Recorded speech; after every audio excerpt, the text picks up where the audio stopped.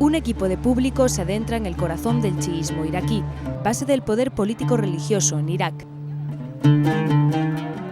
Karbala es la primera ciudad sagrada que visitamos. Las mujeres, completamente tapadas con sus abayas negras, avanzan con niños cogidos de la mano. Los puestos de comida a rebosar preceden al santuario y mausoleo de los imanes Hussein y Abbas. El primero es el último nieto de Mahoma, el segundo es su hermano, ambos hijos de Ali. Karbala es una de las cunas del fervor religioso de la comunidad chií. Cada año, durante el Arbaín, hasta 25 millones de musulmanes chiitas peregrinan a esta ciudad.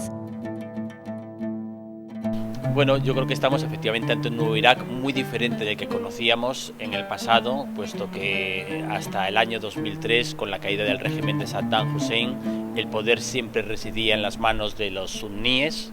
Y hoy en día, después de la caída de Saddam Hussein y de la instauración de un régimen democrático, con todas las anomalías también que tiene, porque no es un régimen ni mucho menos perfecto, pues el poder se ha trasladado a manos de los chiíes, que representan el elemento mayoritario de la sociedad iraquí, y por lo tanto esa mayoría que tienen, ¿no?, en términos demográficos se traslada también a una mayoría en términos políticos, puesto que son los partidos de mayoría chií los que dirigen, ¿no?, el gobierno y tienen mayorías, ¿no?, para formar un gobierno sólido, ¿no? Entonces estamos en un momento claramente de transición, ¿no?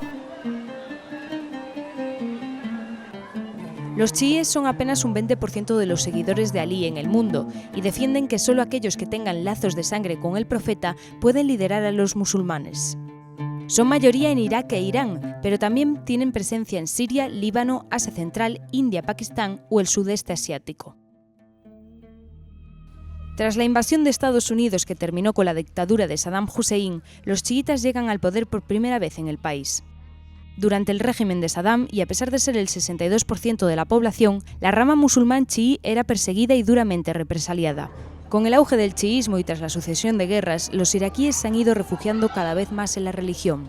When history changes, when there are revolutions and uprising and social unrest and riots, people look to the strength of their faith for inspiration. Nayaf es la segunda ciudad sagrada que visitamos. Aquí vive el ayatolá Ali al-Sistani. A sus 92 años es el líder religioso supremo del Islam chií y una figura referente en el nuevo Irak.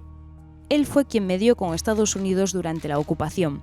Es reconocido por su labor por el entendimiento y la concordia, pero también por la fatwa, la llamada que hizo en 2014 para crear las milicias chiíes en el contexto de la lucha contra el Estado Islámico.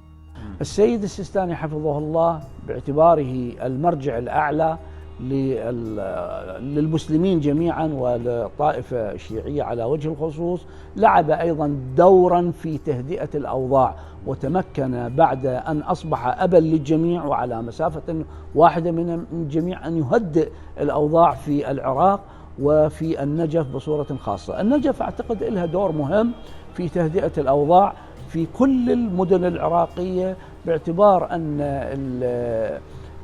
الوسطية اللي تمتاز بها الحوزة العلمية وتمتاز فيها المرجعية العلمية لا تنحاز عادة، لا تتدخل لا في الشأن السياسي، ولذلك حينما أصدرت المرجعية الدينية هذه الفتوى حينما هبت علينا قوات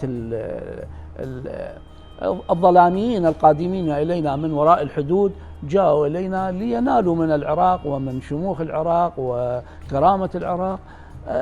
أصدرت المرجعية الفتوى الخالدة وهي نادرا ما تصدر هذه الفتوى، يعني إذا بطول تاريخ المرجعية نرى فتوى أو فتوتان صدرت من المرجعية حينما تشعر المرجعية بوجود خطر. En Nayaf está también el cementerio más grande del mundo. Su vastedad es inabarcable. Es el lugar donde quieren ser enterrados todos los musulmanes chiíes. Muchos de sus muertos han llegado en los últimos años a causa de los conflictos armados.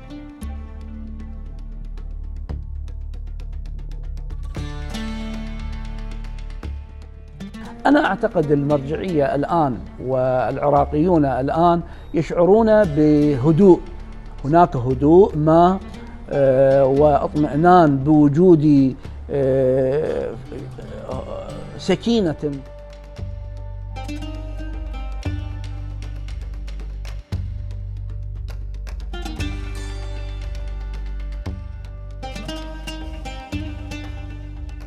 Irak ha alcanzado una seguridad relativa a través de la colaboración de las milicias chiíes y el ejército.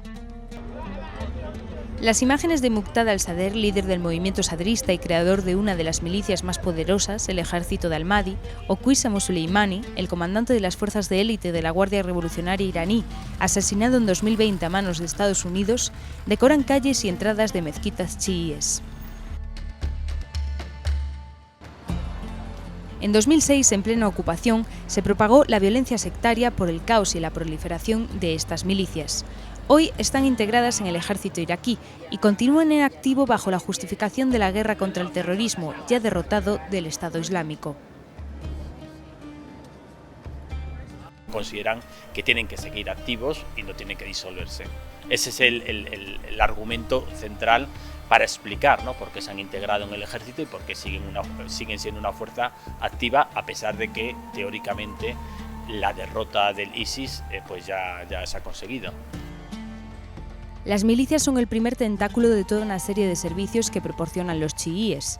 En este viaje hemos podido visitar universidades, escuelas, orfanatos. En el país hay 4 millones de huérfanos a causa de los distintos conflictos y hospitales financiados por el Islam chií.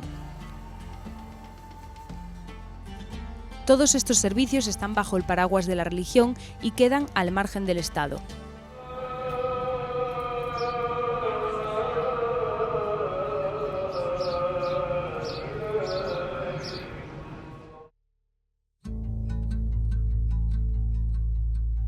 El colaboracionismo inicial con Estados Unidos durante la transición que precedió la invasión del país está en retroceso, pero los estadounidenses continúan presentes en el territorio.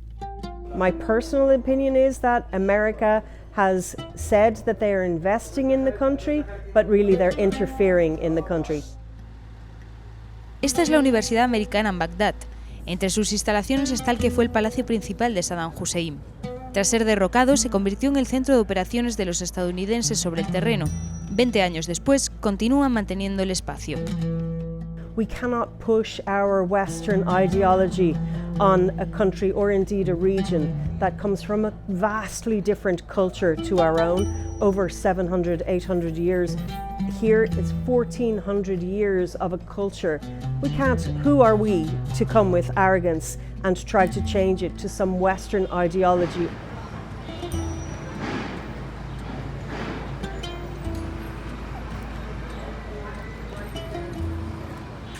Hoy en día Estados Unidos no tiene esa capacidad de influencia en la zona porque no estamos en un orden unipolar, sino que vamos hacia un orden más bien multipolar, ¿no?, en el que poco a poco nuevos actores están entrando en la región, incluido China, incluido Rusia, y esto va a ser un cambio importante, ¿no?, de cara a un futuro, ¿no? Lo que están buscando muchos países, entre ellos Irak, es realinearse estratégicamente, acercarse a los países, a las potencias de Oriente y poco a poco desligarse, ¿no?, de esa influencia tan importante que tuvo Estados Unidos y otros países occidentales en la región en el pasado.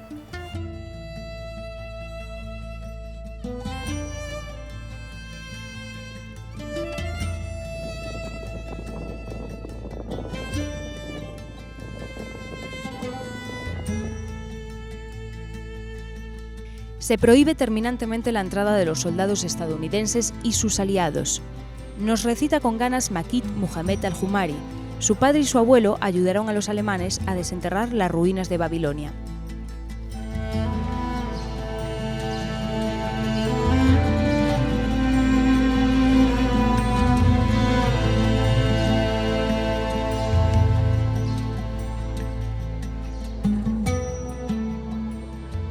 Él custodia este patrimonio, pero también el palacio que Hussein levantó delante de la ciudad más importante del mundo antiguo. A pesar del deterioro del lugar, aún conserva su halo de lujo.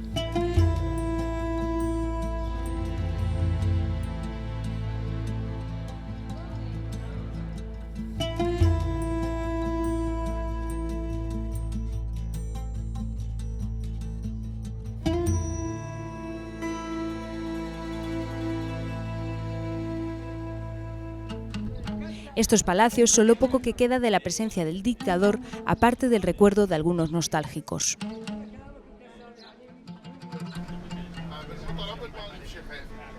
La independencia que Irak ha conseguido con respecto a Occidente ha upado a la comunidad chií, que según los expertos se alinea en el eje del resto de potencias chiíes de Oriente Próximo.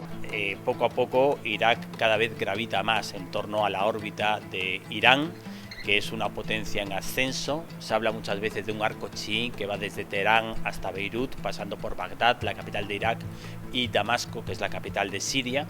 Es decir, que Irán ha conseguido salir, ¿no?, beneficiado de ese escenario pues delicado, ¿no?, que ha atravesado la región en la última década. ¿En qué situación se encuentran las mujeres en este contexto? Tara O'Grady se dedica en sus viajes a escuchar las voces de las mujeres en países como Irak o Irán.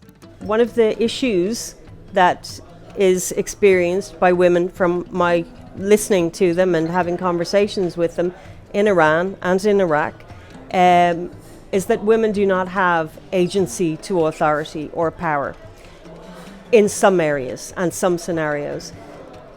Particularly women who are well educated, they see the imbalance. Las mujeres con las que habla le explican que tienen una alta cualificación y están ampliamente preparadas para la vida pública y política, pero siguen percibiendo desigualdad. Sin duda alguna, Oriente Medio es mucho más autoritario de lo que era hace 10 o 20 años, e Irak no es ninguna excepción. Entonces, quizás los grandes perdedores, ¿no?, por ese nuevo escenario que se ha creado precisamente son quizás la sociedad civil y también quizás la mujer, ¿no?, porque de alguna manera está infrarrepresentada, ¿no?, en ese nuevo Irak que se está construyendo, a pesar de que, no lo olvidemos, el 25% de las diputadas del Parlamento iraquí, por constitución y por la ley electoral, tienen que ser mujeres, ¿no? Eso no quiere decir que puedan hacer oír su voz o defender una agenda puramente feminista, ¿no?, porque muchas de esas mujeres están encuadradas precisamente en formaciones de carácter conservador, tradicionalista, islamista, y por lo tanto no defienden, ¿no?, el cambio, sino más bien la continuidad, ¿no?, del statu quo. En las ciudades sagradas que visitamos, la indumentaria de la mujer es la llamada abaya, una especie de túnica completamente negra que deja solo visible el rostro. Las más estrictas se tapan incluso la cara.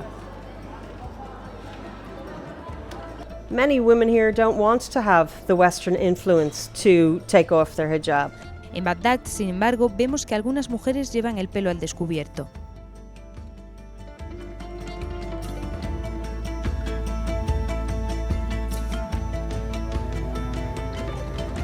Kufa es el tercer foco del chiismo en Irak, junto con Nayaf y Karbala. Su mezquita es considerada una de las más importantes para esta rama del Islam, después de las mezquitas de la Meca, Medina y Jerusalén. Es nuestra última parada en Irak antes de encaminarnos hacia el aeropuerto. Entre explicación y explicación, los creyentes nos dan las gracias. Quieren que contemos que los iraquíes son gente de paz.